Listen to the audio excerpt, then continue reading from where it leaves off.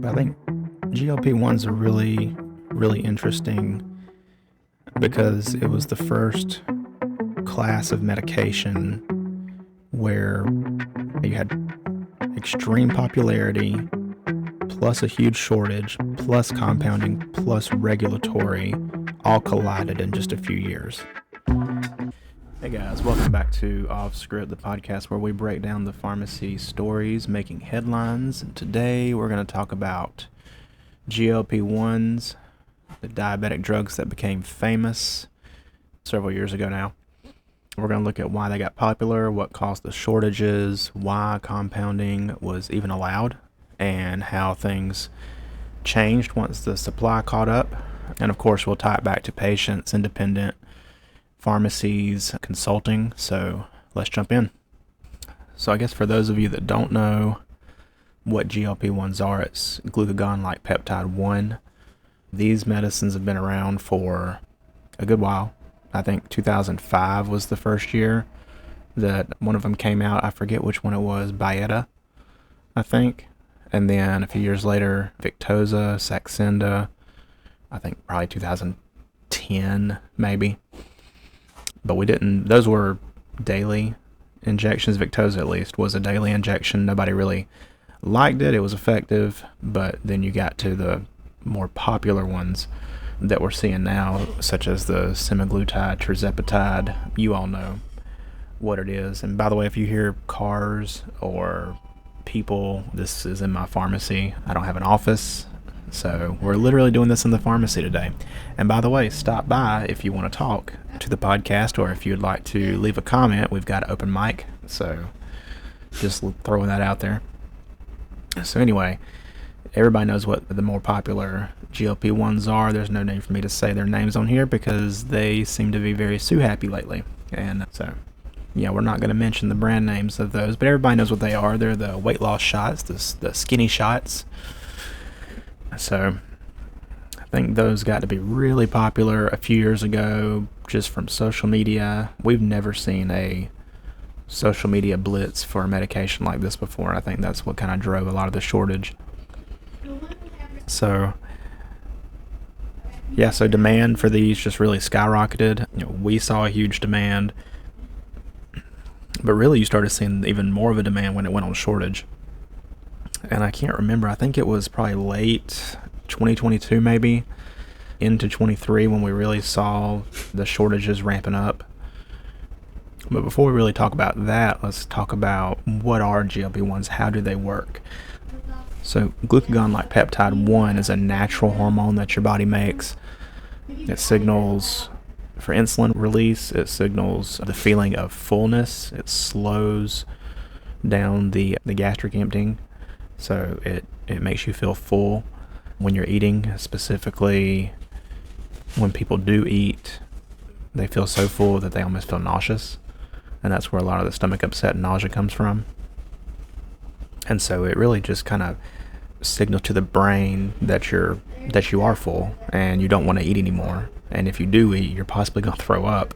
You feel satisfied ideally, but I mean, depending on what dosage you're on, it could be more than that. So why did these get so popular anyway? I think the biggest thing with them is that it had really good blood sugar control for diabetics. People without diabetes saw massive weight loss results, a lot more than most medications, especially oral medications. And the fact that these were only once a week injections. When they were daily, nobody wanted to do that, but once a week, people can do once a week. And the amount of weight loss was just unreal. I mean, we're talking 10, 15, 20% body weight, some people more than that. I've seen people that have come in saying they lost 100 pounds. They're off of 3, 4, 5 other medications. They're off of their traditional blood sugar medications, such as their metformin, specifically, among others. And then you had social media and celebrity attention, which, now all of a sudden you see all these celebrities that have just drastically lost weight, and everybody knows what it is, but it doesn't matter that you know what it is. The fact is they're healthier and they're better. And I think just besides the fact that we're talking about improved blood sugar control for diabetics, it seems like every other week they're coming out with something that these medications do, whether it's improved blood sugar control, reduced cardiovascular risk, improved kidney function, reduced alcohol consumption, which is crazy, but it does reduce cravings, lowered risk of certain cancers, colon cancer, rectal cancer, maybe there's others, reduced inflammation, improved cognitive function, reduced fatty liver was a big one. Just things that are affecting not only diabetics, but people who have pre-diabetes and other metabolic disorders. Maybe they're creeping towards that and they're wanting to prevent it. I mean, it's been amazing. But yeah, so they became super popular very, very quickly. We had millions upon millions of prescriptions being written. So it's only natural that the drug companies couldn't keep up. So there was a pretty good sustained shortage. There was, I remember we were ordering these things, just as many as we were allowed to order. And you might order 10 and they might send you 2 or 3. They were sending us just very small amounts and trying to ration it out to people just to keep up with it. So it was frustrating because if you couldn't really tell somebody if they were needing the medication, especially back then before we knew all the benefits, the people that really needed it were the diabetics. But it was hard not to be able to tell them that, you would have it the next day or next week when you really didn't know. And so that was frustrating. So anyway, when the shortages were announced by the FDA, when the FDA declared it, that is what allowed compounding pharmacies to fill these medications.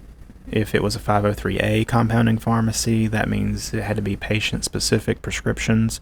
They couldn't just mass produce them for a lot of people to purchase, specifically doctors' offices and more prevalently lately med spas.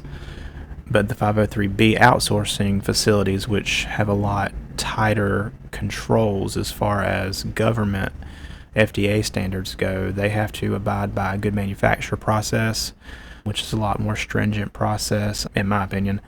I think 503As have their place in this, but there's a reason that we can't do patient or outsourced medications as a 503A, because you don't have to go through all the good manufacturing process standards to be able to do that like a 503B does.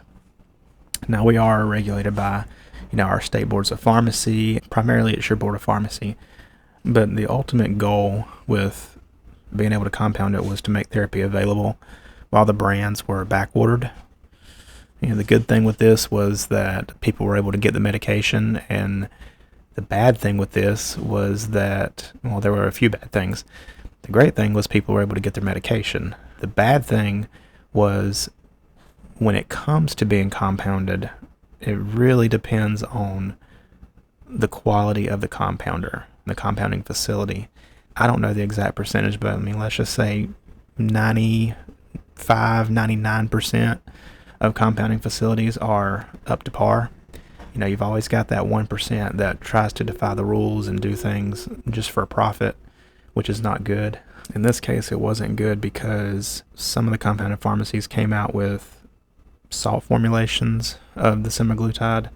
I don't know if tirzepatide had salt formulations, but what that means is basically I can't remember if the salt forms were used because they were more stable. I do remember at one point I saw some that were in powder form that had to be reconstituted, and I thought that was weird, and come to find out it was a salt form. And I remember seeing that and I just thought it was very strange. But it makes sense. It was a salt formulation, so it's more shelf stable. It doesn't have to be refrigerated until it's reconstituted. But anyway, come to find out these were not supposed to be being made. So the reason using the salt forms was not allowed is because the approved drugs, the brand name drugs, use semaglutide base, which is the active pharmaceutical ingredient, or the API. But some compounders chose to purchase semaglutide sodium, semaglutide acetate.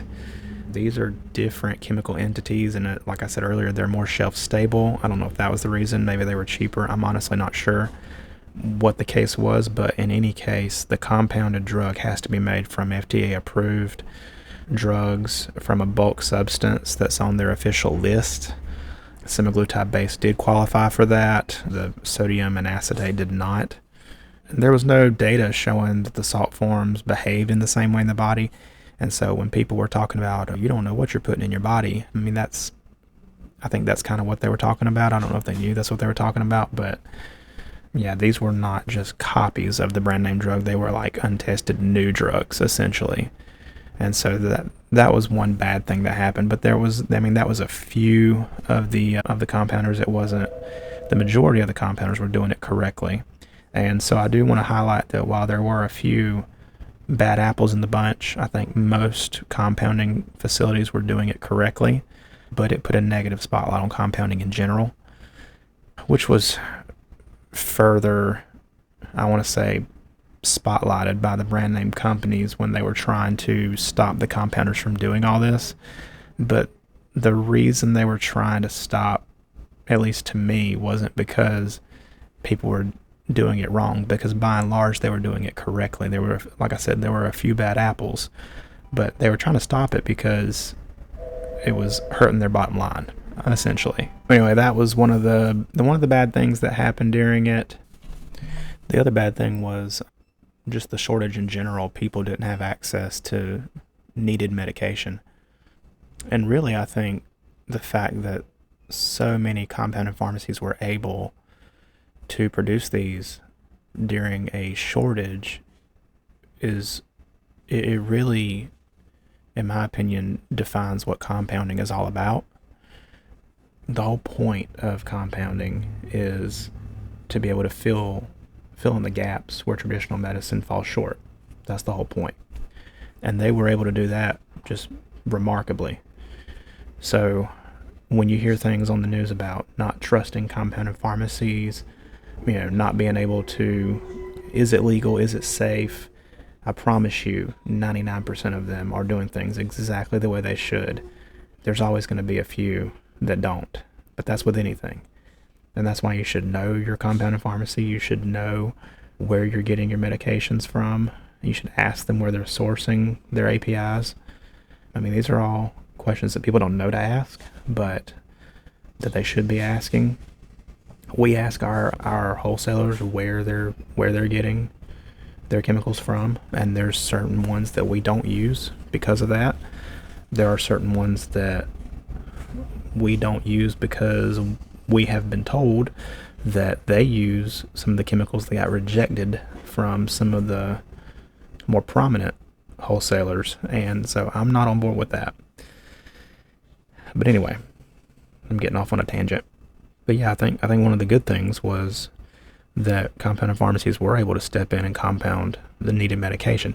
The other thing that happened because of all this was that you started seeing a lot more people wanting the medication now that it was more affordable. So it really, and to be clear, you're not supposed to compound something just for the sake of making it more affordable. That's not a reason to compound. But you can set your price point at whatever, and it just so happened that these compounding pharmacies were able to price it very competitively, I guess because there were so many people making them, and there was competition, and there was, you got supply and demand. They were able to make it when no one else was, and so they set their prices competitively with each other, and that drove pricing down because it really doesn't cost. I mean, if you've been told that these medications cost $1,100, $1,200, $1,300, they only cost that because the brand name companies are jacking the price up. I mean, let's be honest, these things don't cost that much, especially when you've got companies coming out now they're trying to sell direct to patient from the manufacturer, and they're able to sell it for like $4.99. Okay, well, if you're able to sell it for $4.99 and still make a profit, then why are we billing the insurance companies $1,200 for these things? There's no reason for that. So anyway, I think the reason that they got so upset, and I had to be really careful with my words, but I think the reason they got so upset was that it exposed them.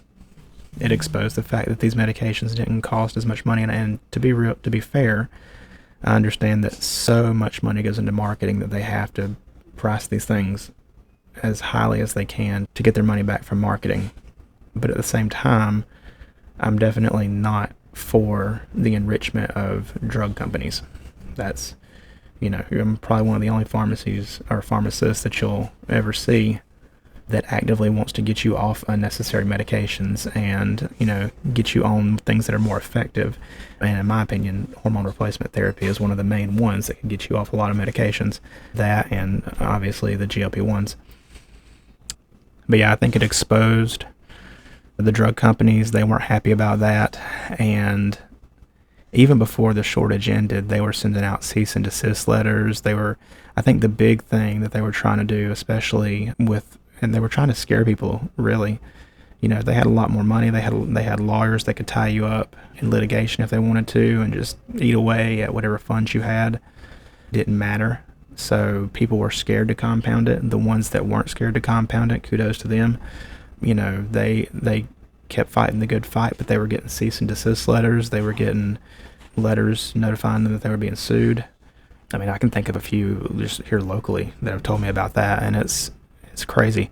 The main thing that they were getting them for, though, wasn't the fact that they were using their, quote unquote proprietary chemicals, because they couldn't get them for that while it was on shortage. You couldn't get them for that. It was technically legal.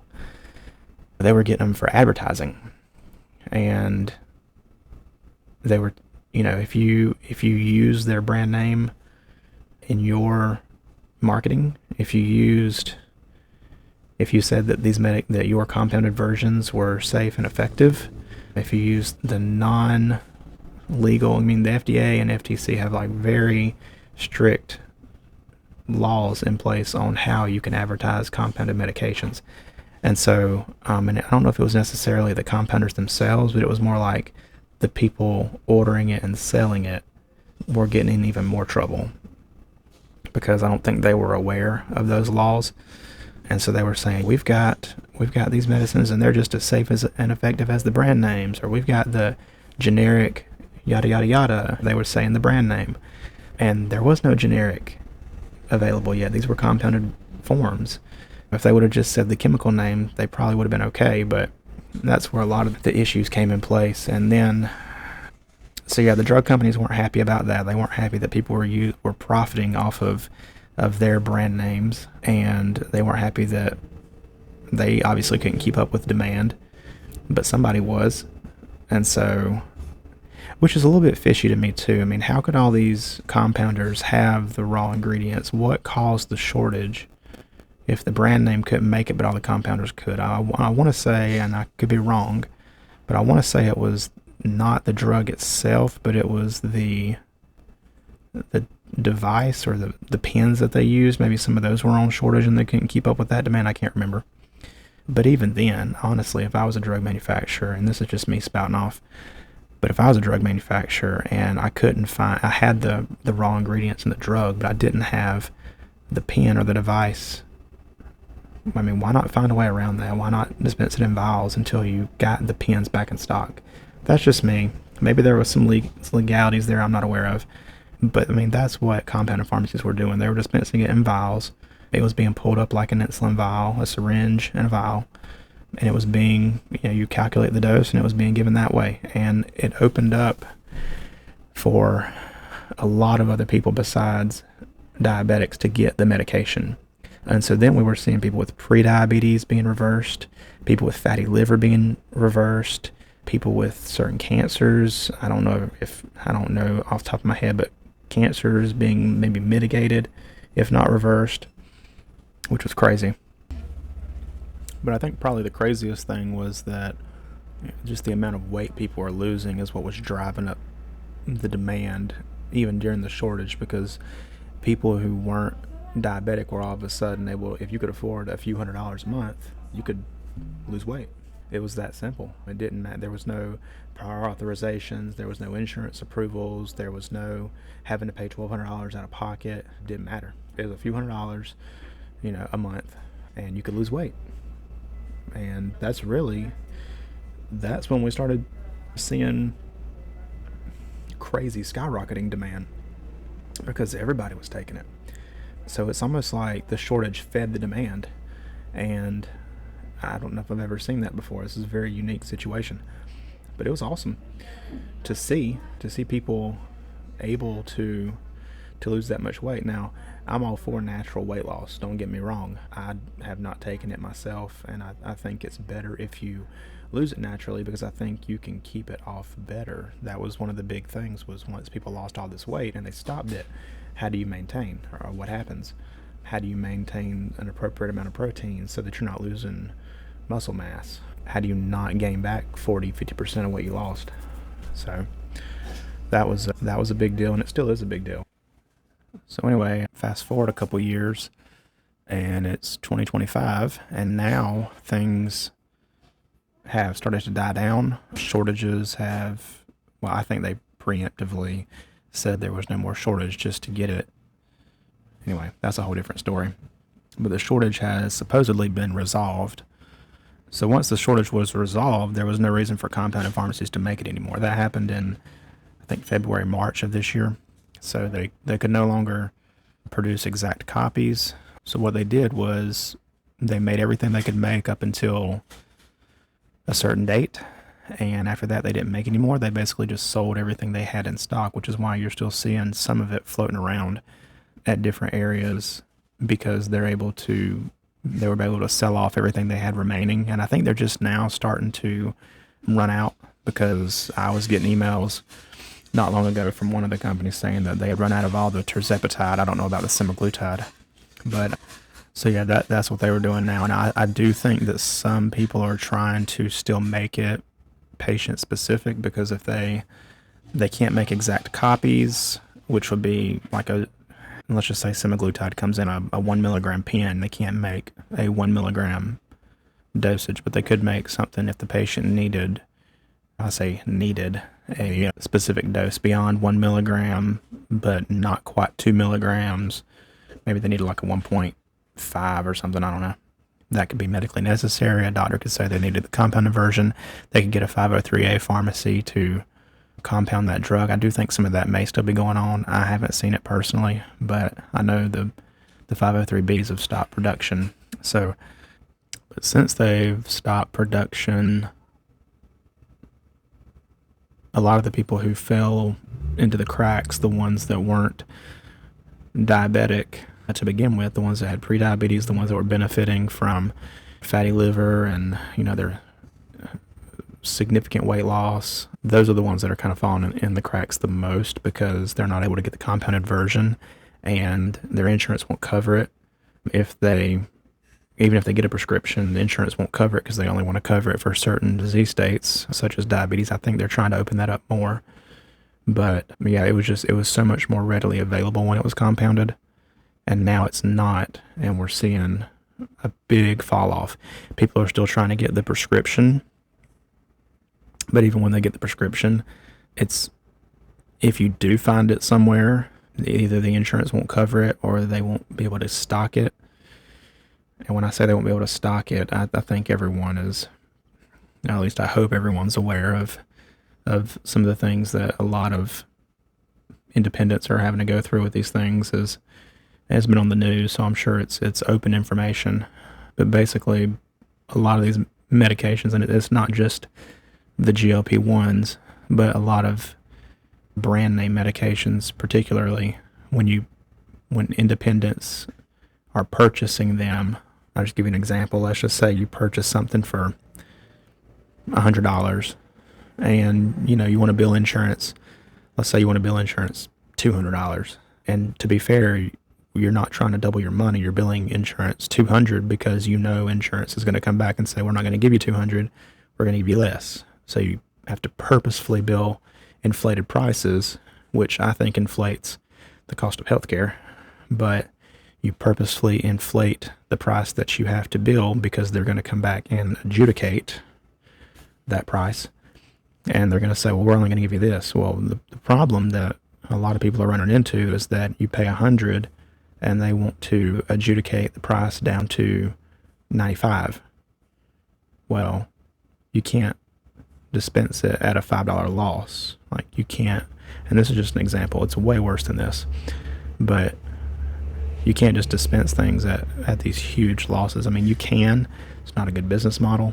You can do it, and there are ways to get around it, but It's very, very difficult, and it's not a fair system. And it's this is the reason so many independents in this country. I mean, I think they said in 2024 one shut down every single day. I think maybe a third have shut down in this country. And so it's not sustainable, and it's not talked about enough. But when the shortage ended, people were trying to get the medication who needed it. And even if insurance covered it, it's hard for them to find it because so many independents can't stock it. So they're having to resort to whoever's basically willing to take that loss. And when we say losses, like you pay a copay when you pay for medication. Let's just say you have no copay. Let's say your insurance is awesome and you have no copay. So everything that the pharmacy would make off of that is purely reimbursement from insurance. If they're paying $100 and insurance reimburses $95 and there's no copay, what do you think the pharmacy's making? Pharmacies are making nothing, negative margins. And that's the reality of what we face and this is on the news again. There was a local article that ran this. So I mean, it's public knowledge, but that's a very big reason why it's so hard to find, even with the shortage resolved. That's a really big thing going on. And then, so to be able to tie all this back to patients would be that now that the shortage is resolved, patients still can't find it. If they can find it, they can't get their insurance to cover it. To tie it back to independents, maybe big chains still carry it. I think they do. Independence is very, very, very much dependent on if it's sustainable for them to stock it. I know there is one small chain in our area that up until I think this year maybe, and then possibly not even this year, the entire chain decided not to carry any GLP-1s for that reason. So this isn't something that, people are, if you don't have it, if somebody doesn't have it, there's a very good chance it may be for that reason. And the main reason is they can't afford it. It's not that you can't afford to pay for it. It's that you can't afford to dispense it. It's not affordable to be dispensed. And when that's the case, there is still a shortage, essentially. And whether you want to say it's a supply shortage or it's a reimbursement shortage, whatever it is. But there is still a shortage in my opinion. So yeah, that's how it affects independence. As far as consulting, I don't know if it really affects consulting as far as what we do that much, just for the fact that we're seeing less of it at the places that was basically their primary business model was the GLP-1s. That's why a lot of them went into business, was because of the GLP-1s. And I just don't know that that's a big chunk of their business that may be going away or maybe limited. So they're going to have to get into things that would be able to step in and provide that missing profit margin, especially if that's the reason they went into business. If they were not a business prior to the GLP-1 compounding craze, they're going to have to figure out a new business model, some new product. And I think a lot of them are really leaning heavy into hormone replacement. Reason being is, many, I would say all of us are going to lose, men especially, we're going to lose most of our testosterone by the time we're 50. Some of us sooner. Women around perimenopause start losing estradiol, or estradiol starts fluctuating severely. They start getting hot flashes, night sweats. And, majority of people, once they get into their 30s, 40s, especially 50s, really need some type of hormone therapy. Weight loss is not as easy as it once was. That's why the wonder drugs of the GLP-1s were so amazing. But a more sustainable approach would be to fix your hormones. So that's a topic for a whole different day. That may be my next topic, but I think that's how it affects consulting the most. It's just we're seeing that places that we're consulting for aren't able to get it like they once were, and I mean that's a very large portion of their revenue, or was a very large portion. So that's how it affects that. I think another way it affects consulting, probably the last way it affects it, is just making sure that if you are consulting in this state or any state that you consult for clinics, just making sure that your sites are ordering it from verified wholesalers, if they are still getting it, and if they are, that they're not getting, well, obviously I don't think anybody's getting salt forms anymore, but they're getting patient specific dosing, and they're not getting anything from outsourcing pharmacies still, because that's not able to be done, at least not to my knowledge. But I think GLP-1s are really, really interesting because it was the first class of medication where, you had extreme popularity, plus a huge shortage, plus compounding, plus regulatory, all collided in just a few years.